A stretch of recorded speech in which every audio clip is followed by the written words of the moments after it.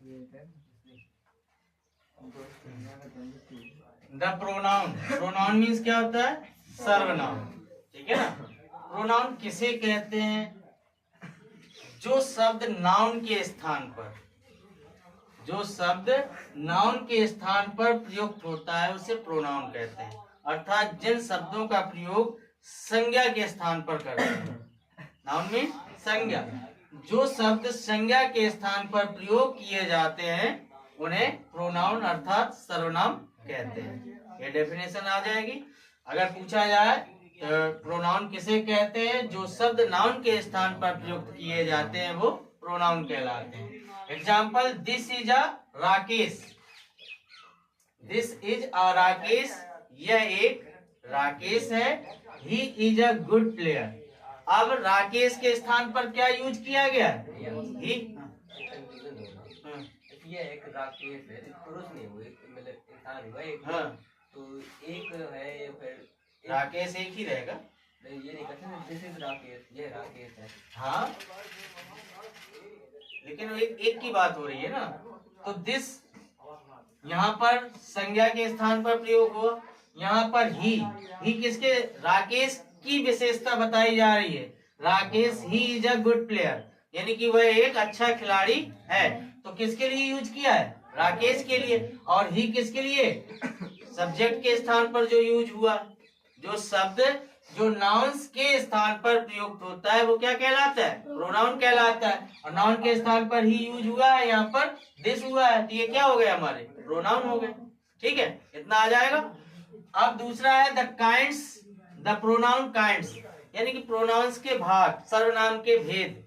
पहला है personal pronoun. Personal pronoun क्या कहते हैं? इसे पुरुषवाचक सर्वनाम। पर्सनल प्रोनाउन को पुरुषवाचक सर्वनाम, उसे क्या कहते हैं? वे शब्द जो स्पीकर, स्पीकर मतलब बोलने वाला, ठीक है ना। हियरर, हियरर मीन सुन, बात को सुनने वाला। वे शब्द जो स्पीकर अर्थात वक्ता और हियरर जो बात को सुनने वाला तथा जिसके विषय में बात की जाए, ठीक है ना। अगर हम किसी व्यक्ति के बारे में कहते हैं, किसी स्थान के बारे में कहते हैं, यानी कि जिसके बारे में बात की जाए, यानी कि जो वे शब्द जो वक्ता और सुनने वाले तथा जिस विषय में बात की जाए उसका बोध कराते हैं, वो क्या कहलाते हैं? पर्सनल प्रोनाउन कहलाते हैं। समझ में आया ना कि जो व्यक्ति, कोई वक्ता है और कोई सुनने वाला है, यानी कि वे शब्द जो वक्ता और सुनने वाले तथा जिसके विषय में बात की जाए वो हमारा क्या कहलाता है? पर्सनल प्रोनाउन कहलाता है।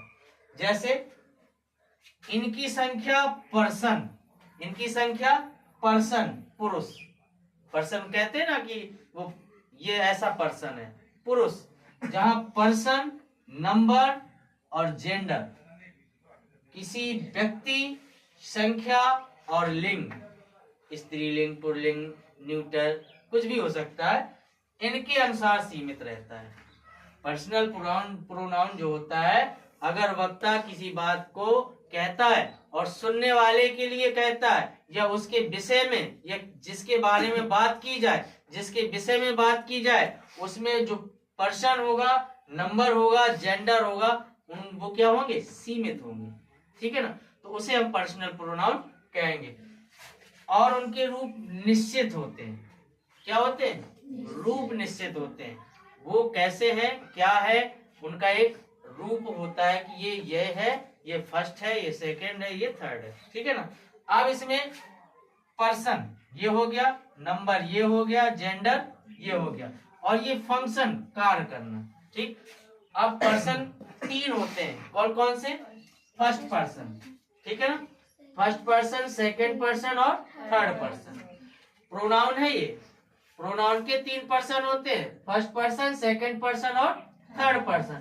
फर्स्ट पर्सन में सिंगुलर प्लूरल दोनों होते हैं। नंबर में जो वचन होते हैं, नंबर होते हैं, सिंगुलर प्लूरल दोनों होते हैं। सेकंड में भी सिंगुलर प्लूरल होते हैं और थर्ड पर्सन में भी।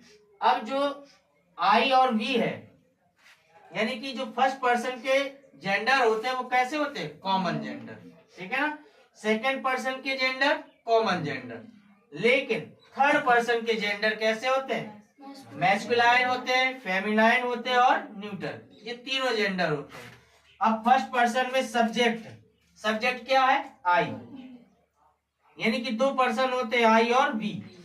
ठीक, ये फर्स्ट पर्सन में ही आते हैं, आई और वी। और इसका आई का ऑब्जेक्ट क्या हो जाएगा? मी। और पोसेसिव माई और माइंड। जब हम इनको अपने की इंग्लिश लिखेंगे तो माई और माइंड लिखेंगे। अब वी का ऑब्जेक्ट अस होगा, और इसको अगर अपने की स्पेलिंग लिखेंगे तो अवर और अवर्स लिखेंगे। अब सेकंड पर्सन में एक ही प्रोनाउन होता है, यू। ठीक है ना? तो यू सब्जेक्ट हुआ, अगर इसका ऑब्जेक्ट बनाएंगे तो क्या बनेगा? यू ही रहेगा। और जब अपने की बात आएगी तो योर और योर्स लिखा जाएगा। ठीक है।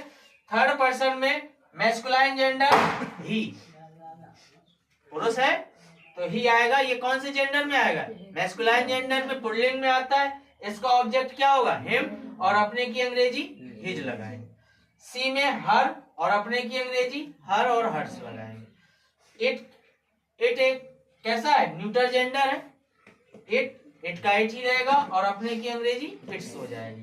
दे का देम, देयर और देयर्स। ये इस तरीके से पर्सन आएंगे आपके। और ये किस पर्सन में आएंगे? किस प्रोनाउन में आएंगे? पर्सनल प्रोनाउन में। ठीक है ना? पुरुषवाचक सर्वनाम के अंतर्गत तीन पर्सन आते हैं, फर्स्ट पर्सन, सेकंड पर्सन और थर्ड पर्सन। समझ में आ रहा बेटा? अब हम इसके बाद आते हैं डेमोन्स्ट्रेटिव प्रोनाउन। डेमोन्स्ट्रेटिव प्रोनाउन प्रदर्शनवाचक सर्वनाम। ये प्रोनाउन उन नाउन्स की ओर संकेत करते हैं जिनके स्थान पर ये प्रयोग किए जाते हैं। जो डेमोन्स्ट्रेटिव प्रोनाउन होते हैं वो उस नाउन की ओर संकेत करते हैं जिनके स्थान पर ये प्रयोग किए जाते हैं। भाई जैसे कोई नाउन्स है, उसके स्थान पर अगर ये शब्द रख दिए जाएंगे तो वो क्या हो जाएंगे? डेमोन्स्ट्रेटिव प्रोनाउन कहलाएंगे। जैसे एग्जांपल में this is a house, this is a house. अब दिस इज अ हाउस किसके लिए कहा गया है? अपने घर के लिए। जिनके स्थान पर ये प्रयोग किए जाते हैं तो दिस हमारा क्या हो जाएगा? डेमोन्स्ट्रेटिव प्रोनाउन हो जाएगा। इसमें दैट इज माई गार्डन, वह मेरा बगीचा है, तो किसके बारे में? उसके बारे में, बगीचे के बारे में बात की गई, तो दैट क्या हो जाएगा? हमारा डेमोन्स्ट्रेटिव प्रोनाउन हो जाएगा। ठीक है ना भाई? सीधी सी बात है। डेमोन्स्ट्रेटिव प्रोनाउन वे प्रोनाउन जो नाउन्स की ओर संकेत करते हैं, उन नाउन्स की ओर संकेत करते हैं जिनके स्थान पर प्रयोग किए जाते हैं। अब यहाँ पर दिस किसकी ओर संकेत कर रहा है? हाउस की ओर, है ना? तो हमारा डेमोन्स्ट्रेटिव प्रोनाउन क्या होगा? दिस। और ये दैट किसके? गार्डन की ओर क्या संकेत करता है? दैट। दैट करता है वो मेरा बगीचा है, तो गार्डन क्या है? इसका डेमोन्स्ट्रेटिव क्या हो जाएगा? दैट हो जाएगा। ठीक है ना? क्लियर हो गया? अब आता है इंट्रोगेटिव प्रोनाउन। इंट्रोगेटिव प्रोनाउन सब जानते हैं, प्रश्नवाचक सर्वनाम, है ना? इसकी हिंदी इसलिए नहीं मैंने लिखी। जब शब्द व्हाट, कैसा? व्हाट, हु, हुम, व्हिच, हुज वाक्य में प्रश्न पूछने का कार्य करते हैं। जब ये शब्द किसी भी सेंटेंस में, कोई भी सेंटेंस हो, किसी भी सेंटेंस में अगर ये वाक्य पूछने का, क्या पूछने का? प्रश्न पूछने का, प्रश्न पूछने का काम करते हैं। और उन नाउन्स के लिए यानी कि उन संज्ञाओं के लिए प्रयोग किए जाते हैं जो इन शब्दों से प्रश्न पूछने के परिणाम स्वरूप जो भी प्राप्त होता है। परिणाम स्वरूप जो हमने प्रश्न पूछा और उसका जो रिजल्ट आया, परिणाम आया, तो उसके परिणाम स्वरूप जो भी प्राप्त होते हैं इन्हें इंट्रोगेटिव प्रोनाउन कहते हैं। राइट? जैसे हम कोई सेंटेंस है, अब सेंटेंस में हमने कोई क्वेश्चन किया, व्हाट, है ना? तो अगर क्वेश्चन करने पर जो भी प्रश्न पूछने पर जो भी कार्य करते हैं, तो उन प्रश्न पूछने में उन नाउन्स के लिए जो प्रयोग किए जाते हैं, प्रश्न पूछने पर जैसे हमने प्रश्न पूछा और उन नाउन्स में जो प्रयोग किए जाते हैं, इन शब्दों से जो परिणाम निकलता है, रिजल्ट निकलता है, उसका आंसर जो आता है, उसको इन्हें हम क्या कहेंगे? इंट्रोगेटिव प्रोनाउन कहेंगे। एग्जाम्पल, व्हाट इज दिस, ये क्या है? भाई मैंने ये पूछा व्हाट इज दिस, ये क्या है? मार्कर, है ना? तो इसका मतलब है व्हाट इज दिस, तो व्हाट हमारा क्या हो गया? Interrogative pronoun. ठीक है ना? हु रोट दिस बुक, ये पुस्तक किसने लिखी, है ना? तो हु हमारा क्या हो गया, इंट्रोगेटिव प्रोनाउन हो गया। यानी कि यही वर्ड इंट्रोगेटिव प्रोनाउन का काम करेंगे, क्वेश्चन वर्ड। समझ में आ रहा है ना। तो इसमें क्या है, पर्सनल प्रोनाउंस। प्रोनाउंस की परिभाषा सीधी है, जो शब्द संज्ञा के स्थान पर प्रयोग किए जाते हैं, जो शब्द नाउन के स्थान पर प्रयोग किए जाते हैं उन्हें प्रोनाउन कहते हैं। ठीक है। अब जैसे प्रोनाउंस के भाग होते हैं, पहला है पर्सनल प्रोनाउन, पुरुषवाचक सर्वनाम। पुरुषवाचक सर्वनाम में जो स्पीकर होता है, वक्ता होता है, बात करने वाला होता है, अगर वो बात को सुनने वाला है, वक्ता और बात को सुनने वाला तथा जिसके विषय में बात की जाए उसका बोध कराते हैं, वो सर्वनाम पर्सनल प्रोनाउन कहलाते हैं। ठीक है ना। ये और इनमें संख्या होती है, पर्सन, नंबर, जेंडर, और इनका एक रूप भी निश्चित होता है। जैसे पर्सन में, नंबर में, जेंडर में पर्सन 3 होते हैं, फर्स्ट पर्सन, सेकंड पर्सन और थर्ड पर्सन। तीनों में नंबर सिंगुलर होता है, प्लूरल होता है, तीनों में होता है। ठीक है ना।